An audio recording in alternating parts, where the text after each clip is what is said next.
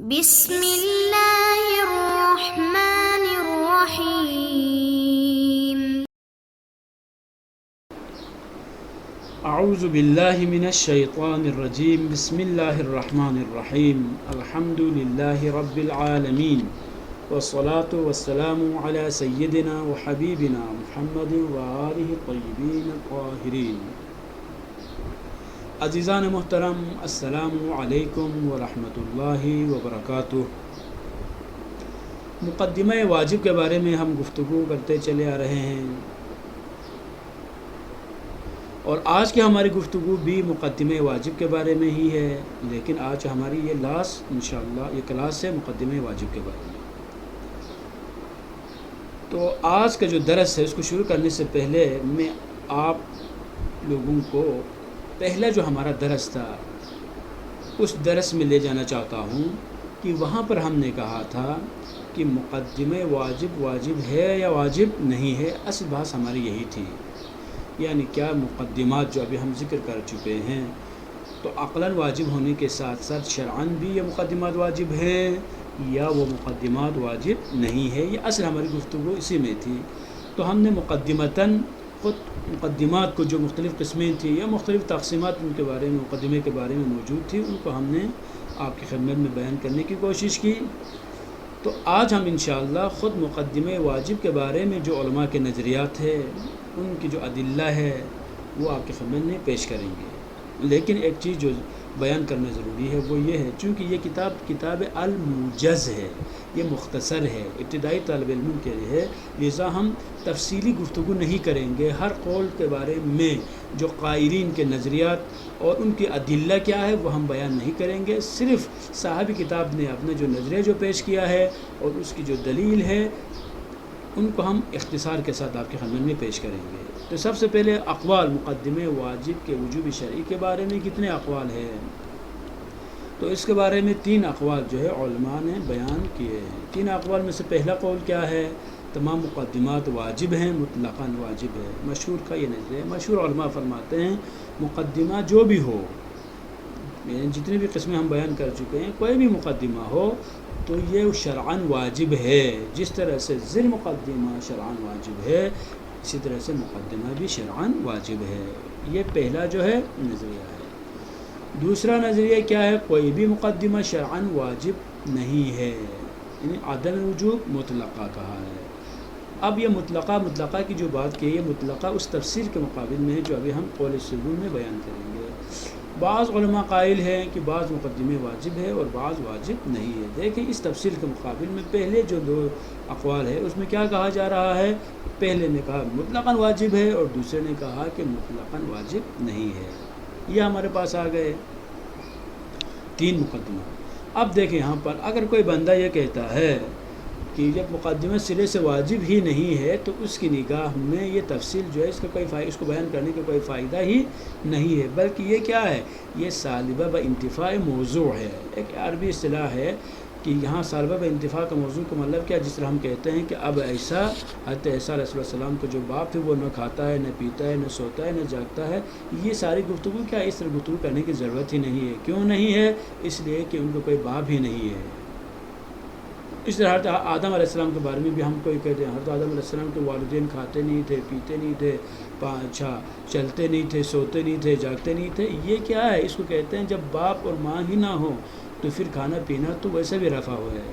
اس کو کہتے ہیں سالبہ بانتفاع موضوع کے منتفی ہونے سے اس پر جتنے بھی جو احکام مترتب ہوتے ہیں، جتنی تفصیلات جو اس میں بیان ہونا ممکن ہے وہ سب کے سب جو ہے ختم ہو جاتے ہیں۔ تو یہاں پر بھی یہی ہے، جب مقدمہ واجب ہی نہ ہو تو پھر تفصیل کا قائل ہونے کا کوئی فائدہ ہی نہیں ہے۔ تفصیل اس وقت درست ہے جب ہم کہیں کہ مقدمہ واجب ہے، تو اگلا سوال ہو سکتا ہے واجب ہے تو کیا سارے کے سارے واجب ہیں یا ان میں سے بعض واجب ہے؟ اگر بعض واجب ہے تو کون کون سے مقدمات واجب ہے؟ صاحب کتاب کا نظریہ اور دلیل۔ صاحب کتاب جیسے کہ کہا کہ قول دوم درست ہے اور کوئی بھی مقدمہ شرعاً واجب نہیں ہے بلکہ عقلاً واجب ہے۔ اب صاحب کتاب کی دلیل کیا ہے؟ وہ فرماتے ہیں دلیل یعنی جعل لغو ہے۔ جعل لغو ہونے کا مطلب کیا ہے؟ مقدمے کو اگر شارع جو ہے الگ دلیل کے ذریعے واجب قرار دے دیتا ہے تو اس جعل کا کوئی فائدہ نہیں ہے۔ لغو کا مطلب بے فائدہ، بے مقصد، بے ہدف ہوگا۔ اچھا اس کی علت کیا ہے؟ فرماتے اس کی علت یہ ہے مقدمے کو واجب قرار دینے کا مقصد مکلف میں داعی پیدا کرنا ہے، مکلف کے اندر ایک انگیزہ پیدا کرنا ہے، مکلف کو موٹیویٹ کرنا ہے، مکلف کو برانگیختہ کرنا ہے، کس چیز کے لیے؟ کہ وہ ذو المقدمے کو انجام دے دے. اور مقدمے میں یہ داعی پیدا کرنے کی صلاحیت نہیں ہے، کیونکہ جب ذو المقدمے کا امر مکلف کو انجام دینے کا باعث نہ بنے تو پھر مقدمے کو انجام دینے کا حکم دینا لغو ہوگا، اور لغو کام کا شارع سے سلوک محال ہے.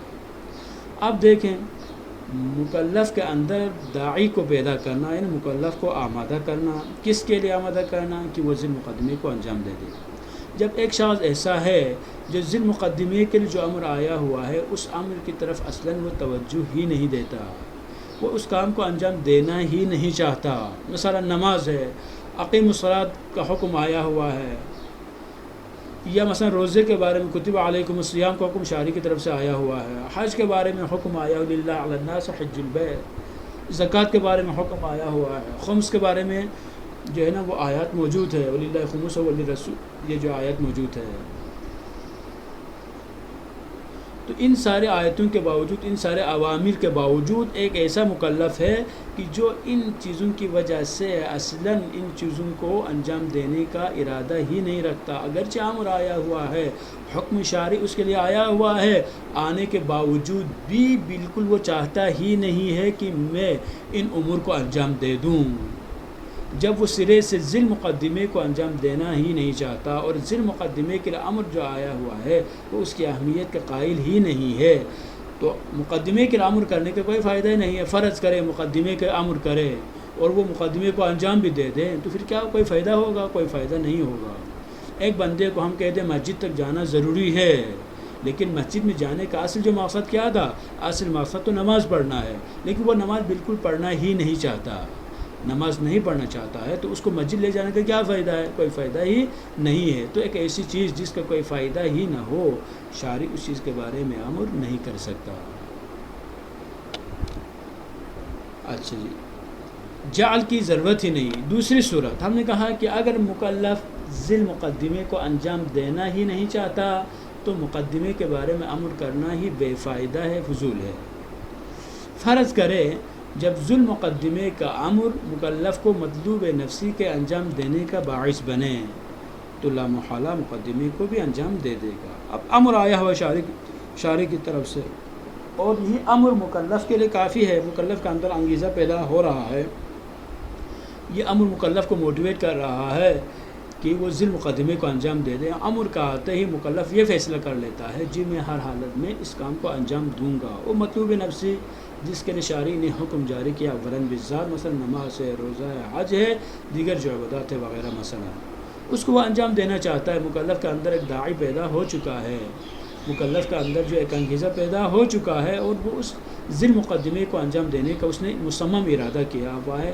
جب اس نے فیصلہ کر دیا کہ میں نے ذی المقدمے کو انجام دینا ہے تو آٹومیٹکلی وہ یہ بھی سوچے گا کہ جب تک مقدمے کو میں انجام نہ دے دوں تب تک ذی المقدمے کو میں انجام نہیں دے سکتا. تو پھر کیا کرے گا؟ وہ پہلے مقدمے کو انجام دے گا، اس کے بعد جا کر پھر ذو المقدمے کو انجام دے گا. تو یہ ایک ہی امر کافی ہے مقدمے کو انجام دینے کے لیے. دوبارہ سے اس مقدمے کو انجام دینے کے لیے حکم دینے کی کوئی ضرورت ہی نہیں ہے، اصل محتاج ہی نہیں ہے، چونکہ اصل جو مقصد تھا وہ داعی کو پیدا کرنا تھا. وہ داعی اس کے اندر پیدا ہو گیا ہے، وہ انگیزہ پیدا ہو چکا ہے، وہ جذبہ اس کے اندر پیدا ہو گیا ہے، تو وہ خود بخود ہر اس کام کو بھی انجام دے گا جس کے بغیر ذی المقدمے کو انجام نہیں دیا جا سکتا. جب ایک کام حاصل ہو رہا ہے، ایک کام مکلف انجام دے رہا ہے تو دوبارہ سے اس کو حکم کرنا کہ آپ اس مقدمے کو انجام دے دیں، اس کی کوئی ضرورت ہی نہیں ہے، کیونکہ مقدمے کے بغیر ذو المقدمے کو انجام نہیں دیا جا سکتا. بس یہی امر ذو المقدمہ عقلاً مقدمے کے لیے کافی ہے. پھر سے مقدمے کو شرعاً واجب قرار دینا تحصیل حاصل ہے. بس خلاصہ کلام یہ ہوا، صاحب کتاب کی دو دلیلیں انہوں نے یہاں پر دی ہے. وہ دلیلیں کیا؟ اس کا خلاصہ یہ ہے مکلف ذیل مقدمے پر جو امر آیا ہوا ہے اس امر کی وجہ سے اس ذیل مقدمے کو یا انجام دینا چاہے گا یا انجام دینا نہیں چاہتا۔ اگر انجام دینا چاہتا ہے تو وہ ذیل مقدمے کو بھی انجام دے گا، اگر وہ ذیل مقدمے کو انجام دینا نہیں چاہتا ہے تو پھر مقدمے کے بارے میں عمل کرنے کا کوئی فائدہ نہیں ہے۔ اب ہم سوالات کی طرف بڑھتے ہیں۔ پہلا سوال کیا ہے؟ مقدمے واجب کے وجوب شرعی کے بارے میں کتنے اقوال پائے جاتے ہیں؟ دوسرا سوال، مصنف مقدمے واجب کے وجوب کے بارے میں کیا رائے رکھتے ہیں؟ اور تیسرا سوال یہ ہے کہ مصنف کی دونوں دلیلوں کو بیان کرے۔ وصلی اللہ علی سیدنا وحبیبنا محمد وآلہ الطیبین الطاہرین۔